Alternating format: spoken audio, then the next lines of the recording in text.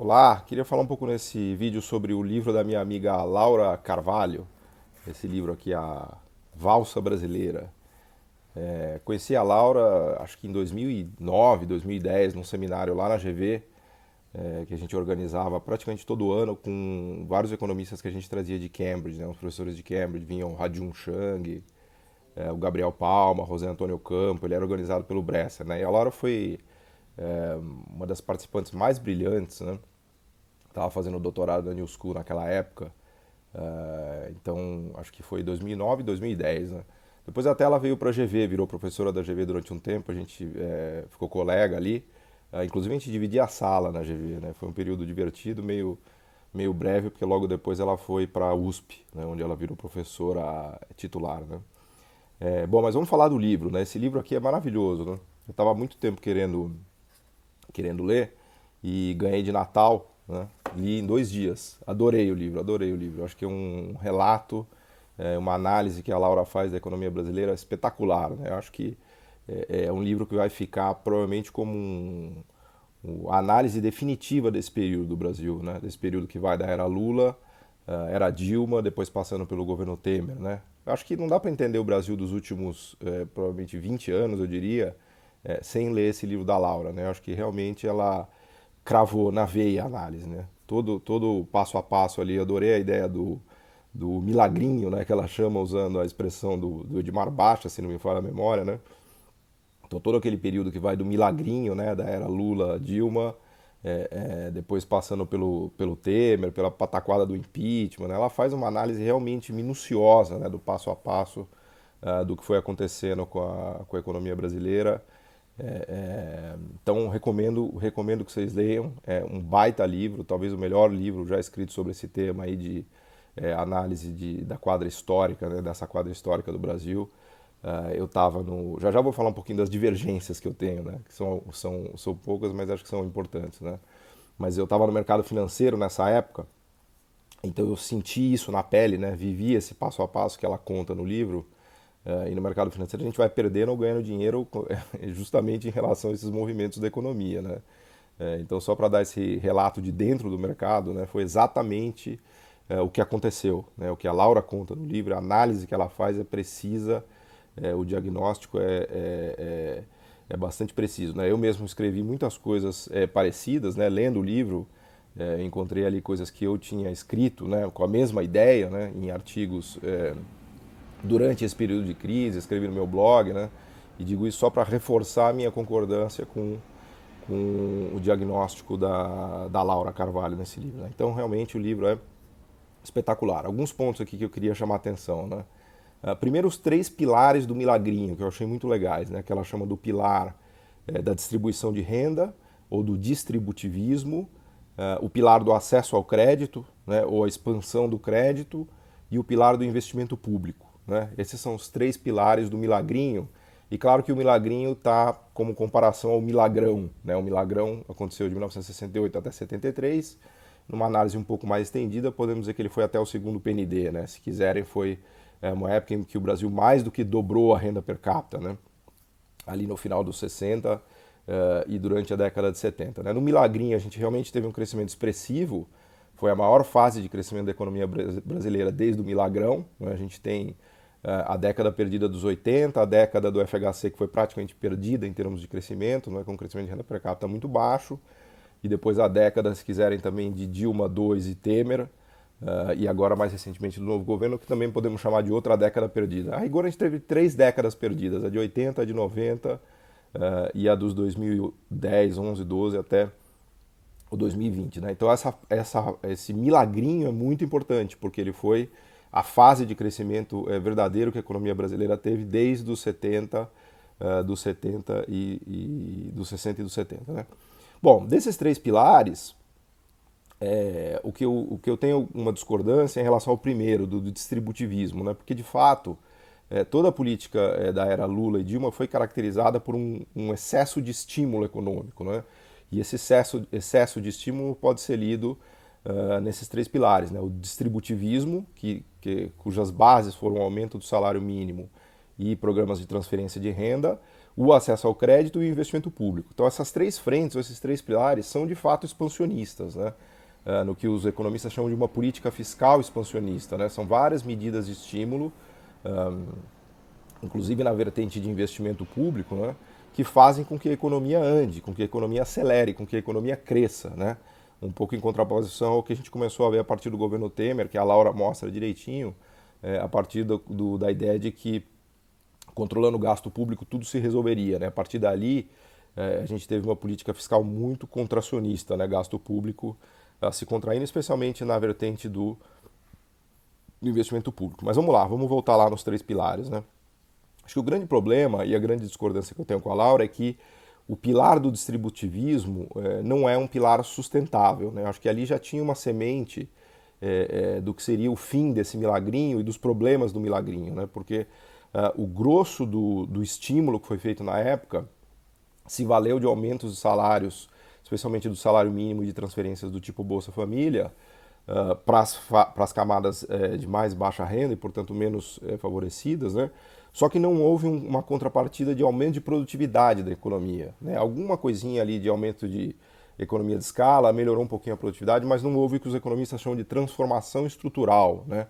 Ou seja, uma mudança na economia que vai no sentido de produzir coisas mais sofisticadas e coisas mais complexas, né? Para usar o que eu tenho pesquisado e difundido nos últimos anos, né? Então, o grosso da nossa expansão se baseou em serviços não sofisticados, né?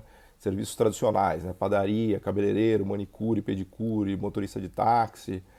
Não houve uma expansão consistente da indústria brasileira, né? O setor industrial é o grande responsável por essa transformação estrutural da economia, né? É isso que traz o desenvolvimento econômico de verdade, o aumento salarial sustentado, né?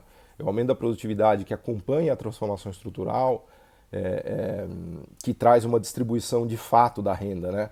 Genuína, né? Aliás, a grande diferença do milagrinho para o milagrão é que no milagrão, apesar da gente ter avançado com desigualdade, houve uma transformação estrutural genuína da economia brasileira. Claro que naquela época a gente estava se industrializando, as pessoas saíam do campo e vinham para a cidade, mas o fato é que houve uma expansão gigantesca da produção industrial brasileira, inclusive de exportação de manufaturados.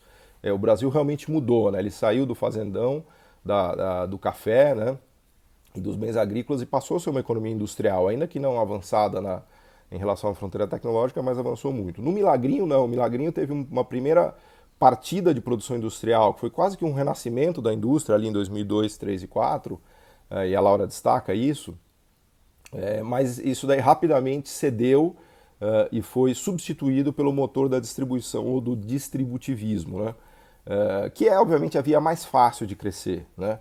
Também isso não foi totalmente voluntário, porque o câmbio se apreciou por conta de boom de commodities, a formalização do mercado de trabalho começou a desencadear um movimento de expansão de crédito, então a economia teve um jump start ali, vamos dizer, de produção industrial, que se deveu à forte desvalorização do câmbio em 2002 com o temor do Lula assumindo a presidência, né?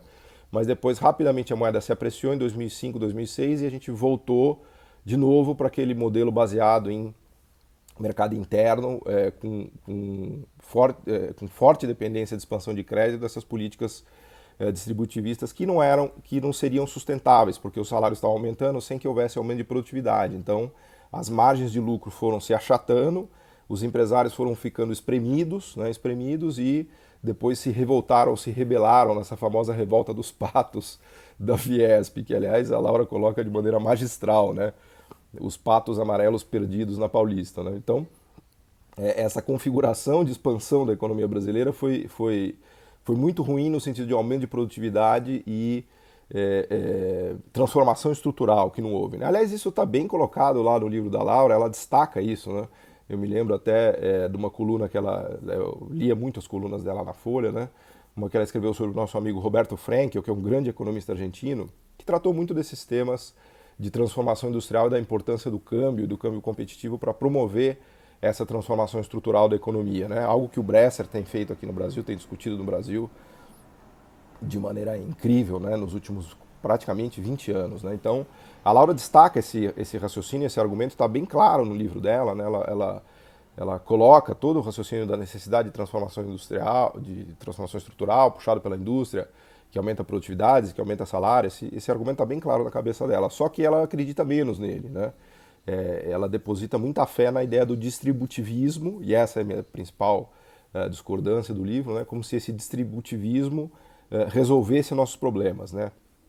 E a minha divergência é que o aumento do salário real de maneira sustentada só viria e só virá com o aumento da produtividade que decorre da transformação estrutural, né? Como ela muito bem elenca lá no livro, mas dizendo que não seria possível. E aí eu volto a concordar com ela, porque de fato ela coloca essa questão da mudança de modelo que poderia ter sido feito, né? Ou seja, o modelo cujo motor era o distributivismo, que deveria ter mudado, ou deveria desde logo ter sido um motor mais à la Ásia, né? Mais à la leste da Ásia, com transformação estrutural e expansão da indústria. Ela coloca que em 2011, 12, esse dilema já estava meio na mesa, né? A própria Dilma, vendo que aquela bolha de crédito, por assim dizer, aquela expansão de crédito, não estava fazendo água, né?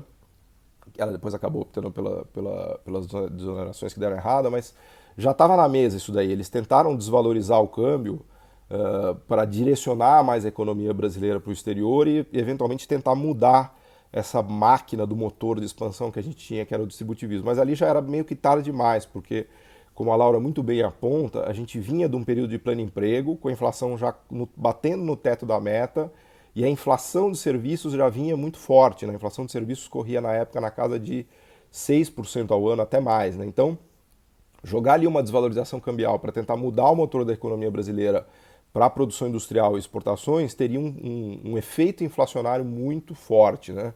A economia brasileira já estava, por assim dizer, plenamente ocupada por conta desses serviços não sofisticados, né? A gente ocupou toda a população e gerou muitos empregos em construção civil e serviços de todo tipo, só que a gente ocupou essa gente em serviços não produtivos, né? Claro que é muito melhor isso do que desemprego, né?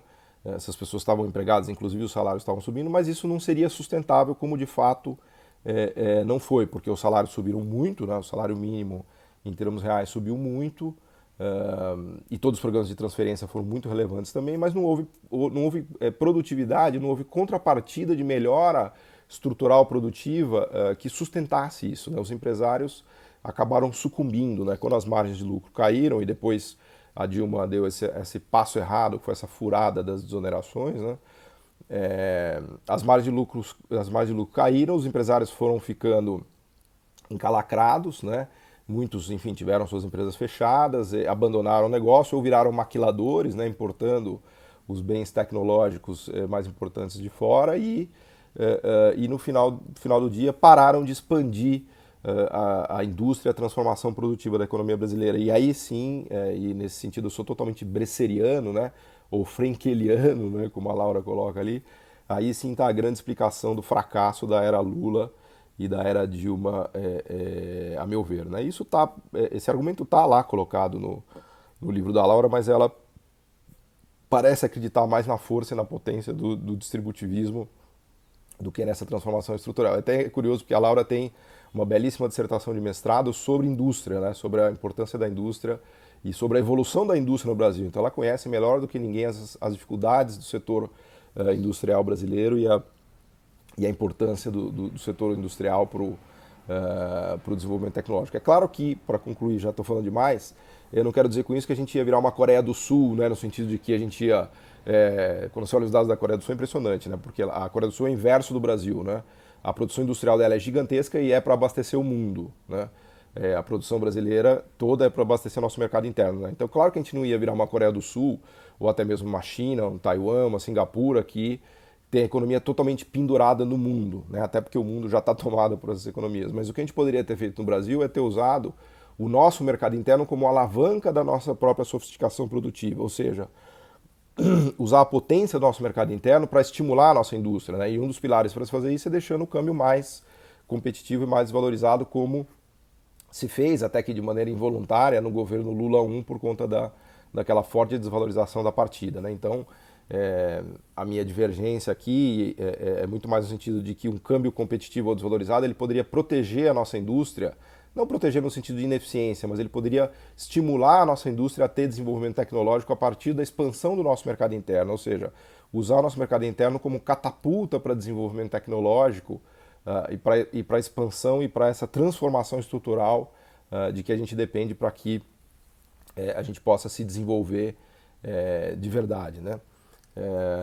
Então esse é um ponto que eu gostaria de chamar a atenção, né? Mas enfim, o livro é maravilhoso, recomendo que vocês leiam o livro, um baita livro, muito preciso, muito técnico, apoiado em dados, assim, ela conseguiu realmente sair desse fla-flu, né?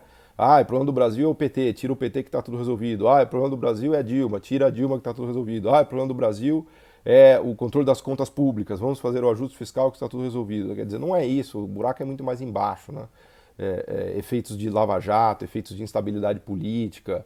Como a própria Laura disse, quando um avião cai, né, para explicar a queda do avião, vários fatores estão envolvidos, né? E esse mergulho, essa queda do avião brasileiro foi enorme, né? A gente está falando da pior crise, talvez a pior crise da história brasileira desde a crise de 29, né? Então, são muitos fatores necessários para entender o que aconteceu e a Laura vai no ponto, né? Ela realmente crava no diagnóstico de tudo o que aconteceu ali no passo a passo, faz uma análise muito rigorosa em relação à política monetária, política fiscal, a parte de tributos, enfim, o que cada governo fez, o passo a passo do impeachment, o passo a passo do governo Temer. É um livro realmente maravilhoso que precisa ser lido. Não dá para entender o Brasil, não dá para discutir o Brasil dessa quadra histórica sem ter lido o livro da Laura Carvalho. Então fica aqui meu convite para que vocês leiam esse livro. E Laura, parabéns, realmente seu livro é